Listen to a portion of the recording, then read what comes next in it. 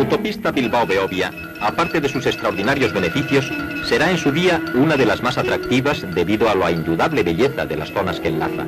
Ahora bien, a causa de lo accidentado del terreno y a la densidad de la población vasca, plantea a sus constructores complicados problemas que están siendo resueltos con eficacia e ingenio. Uno de ellos es el paso por la vaguada de Chonta, en Eibar, que al estar densamente edificada, ha obligado a levantar un original viaducto con una estructura de 240 metros de longitud. Los pilares que lo van a sustentar se yerguen inmediatos a las casas de vecinos, y el trazado obligó a encajar el viaducto en una curva de 500 metros de radio, ya que era imposible hacerlo recto por los grandes movimientos de tierra que esto hubiese acarreado.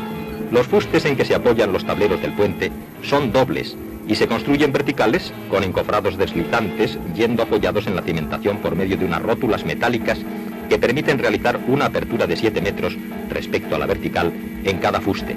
Por otra parte, la utilización de vigas prefabricadas hizo posible imprimir una gran rapidez a la construcción.